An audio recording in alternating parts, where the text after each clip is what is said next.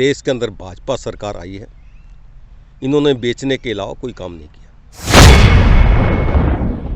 अगर इस बजट को आप देखें तो केवल और केवल पूंजीपतियों के लिए बजट बनाया गया है। मतलब दिन प्रतिदिन ही बढ़ाते जा रहे हैं, घटाया क्या है। आज अगर देश के कई कोनों में देखें तो 100 रुपये से ऊपर पेट्रोल बिक रहा है। हरियाणा कांग्रेस कमेटी के प्रदेश प्रवक्ता आनंद बियानी ने बजट को लेकर क्या कहा, आइए सुनिए। देश का बजट आया है, सरकार ने कई चीज़ें प्राइवेटाइजेशन में डाल दी है। क्या मानते हैं, क्या ये बजट सही है, कितना सही है? पिछले 6 साल के अंदर जब से देश के अंदर भाजपा सरकार आई है, इन्होंने बेचने के अलावा कोई काम नहीं किया। और जब तक मैं इस बजट की बात करूं, ना गरीब आदमी के लिए, ना मजदूर के लिए, ना किसान के लिए, ना व्यापारी के लिए, किसी भी वर्ग के लिए ये बजट ऑथेंटिक नहीं है। अगर इस बजट को आप देखें तो केवल और केवल पूंजीपतियों के लिए बजट बनाया गया है। ये किसान की बात करते हैं, किसानों के दो गुणों की बात करते हैं। आपके सामने ये बजट है कि किसानों को इस बजट में क्या फैसिलिटी दी है। यहाँ तक डीजल पेट्रोल के रेट इतने बेतहाशा बढ़ा दिए और वो किसान का नाम लेकर, ये सरासर जो है देश के साथ धोखा करते हैं। और जब तक बेचने की बात है, एयर इंडिया इन्होंने बेच दिया, रेलवे इन्होंने बेच दी, रोड इन्होंने बेच दी, BSNL चैलेंज इन्होंने बेच दिया। अनगिनत कंपनियां, अब तक 27 कंपनियां जो देश की LIC जैसे जो प्रॉफिट वाली जो कंपनियां थी, उन कंपनियों को ये बेचते जा रहे हैं। आज पूरा का पूरा देश मोदी जी बेचने के अलावा और कोई काम नहीं कर रहे। काफ़ी इलेक्ट्रिसिटी सेक्टर का भी प्राइवेटाइजेशन किया गया है, क्या मानते हो जरूरी था? अरे सर, आप इलेक्ट्रिसिटी की बात करते हैं, मैं तो कहता हूँ इन्होंने कोई क्षेत्र छोड़ा ही नहीं। केवल और केवल खेती का क्षेत्र था जो कि इनके अंडर नहीं आ रहा था, उस पर भी ये तीन कानून जो बना के, अंधे कानून बनाकर उसको भी अपने कवरेज में करने की कोशिश की है। क्योंकि देश की 12,000 अरब जो अर्थव्यवस्था जो है, जो आम व्यापार जो है, वो खेती पर डिपेंड है। और 70% लोग जो है खेती से जुड़े हुए हैं, उस व्यापार से जुड़े हुए हैं। और उस पर भी एक अब कंट्रोल करके जो है अपने पूंजीपति साथियों को देना चाहते हैं।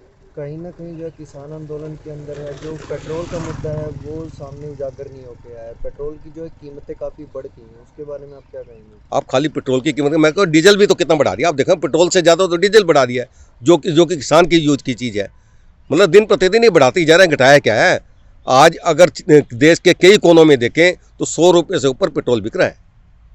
और हमारा ही जो तेल, हम श्रीलंका को या नेपाल को यहाँ से जो तेल जा रहा है, वहाँ पे 53 रुपये, 51 रुपये, 55 रुपये के भाव, और हमारे देश के अंदर 100 रुपये के करीब के भाव हो चुके हैं। अगर बजट को आपसे पूछा जाए 10 में से कितने नंबर आप देना चाहेंगे? मैं तो कहता हूँ 10 के अंदर 0 नंबर है। और इस बजट में हरियाणा को तो कुछ भी नहीं मिला।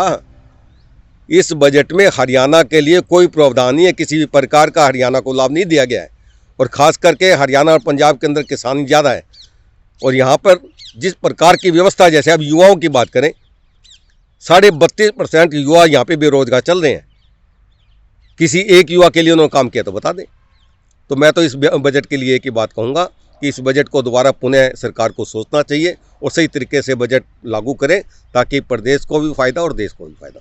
कहीं ना कहीं जो है किसानों को रोकने के लिए जिस तरह के बैरिकेड लगाए गए हैं, ऐसे बैरिकेड जो है बॉर्डर पर, जो अंतर्राष्ट्रीय सीमाओं पर भी देखने को नहीं मिलते। क्या मानते हैं, सरकार ने कोई युद्ध छेड़ा है किसानों के खिलाफ, या फिर किस मानसिकता को लेकर सरकार जो है ये चीज़ें अपना रही है? मेरे साथी, आपकी बात से सच्चाई नज़र आ रही है। जो बॉर्डर पे होने चाहिए, आप ही बता रहे हैं, जो बॉर्डर पे होने चाहिए, बैरिकेड होने चाहिए। बॉर्डर पर भी ऐसे बैरिकेड नहीं होते हैं? होने चाहिए। मैं कहता हूँ ऐसे बैरिकेड बॉर्डर पे होने चाहिए जो किसानों के लिए है, अपनी देश की जनता के लिए, अपने किसान के लिए, अपने मजदूर के लिए। अगर इस प्रकार के ये बैरिकेड लगाते हैं तो इससे ज़्यादा अन्याय क्या कर सकते हैं।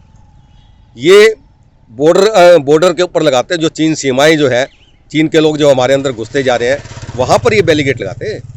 वहाँ पर कुछ करके दिखाओ ना। चीन हमारे अंदर घुसता जा रहा है, ये कुछ नहीं कर रहे। हमारे अंदर के लोगों को, जो किसान जो है अपने सही मांग की डिमांड कर रहे हैं, उनके लिए बैरिकेड बना रहे हैं। 10 किलोमीटर तक इंटरनेट सेवाएं भी ठप कर दी गई हैं। इससे बड़ी कोई मूर्खता की बात ही नहीं हो सकती। आज 10 किलोमीटर की क्यों बात करें, हरियाणा के अंदर तो पूरा हरियाणा जैसा होता है। पिछले 2 दिनों तक स्टूडेंट्स का कितना नुकसान हुआ है। बच्चों के पेपर चल रहे हैं, एक तरफ तो आप इंटरनेट से पेपर की बात करते हैं और एक तरफ उनका इंटरनेट बंद कर दिया, वो कहाँ से तैयारी कर पाएंगे। तो मैं एक डिमांड और भी करूँगा इन बच्चों को जितने दिन इंटरनेट बंद था, जिन बच्चों के पेपर थे, उनको ग्रेस मार्क भी दिया जाना चाहिए। और दूसरा, बैंकों का और अन्य जितने भी संसाधन हैं, जो लोग इंटरनेट पे आजकल डिपेंड रहने लगे, वो सारा सिस्टम ही ध्वस्त हो गया, व्यापार सारा ध्वस्त हो गया। जब तक आपका इंटरनेट ही नहीं चलेगा तो कोई बिलिंग ही नहीं निकलेगी, बिलिंग नहीं निकलेगी तो आप कहाँ से सौदे करेंगे। तो ये दुर्भाग्यपूर्ण बात है। इस प्रकार का सरकार जो डिसीजन लेती है, आज आप दूसरी तरफ देखें, हमारे देश में 1 मिनट में इंटरनेट बंद कर देते हैं और दूसरे देशों में इंटरनेट को छेड़ते भी नहीं है। तो मतलब उनकी सोचने का तरीका और हमारे प्रधानमंत्री और हमारे ये नेताओं का सोचने का तरीका, भाजपा के नेताओं का, ये बिल्कुल ही जो है अनैतिक है और देश को ध्वस्त करने वाला है, देश की अर्थव्यवस्था को ध्वस्त करने वाला है। इससे ज़्यादा मैं और क्या बताऊँ आपको।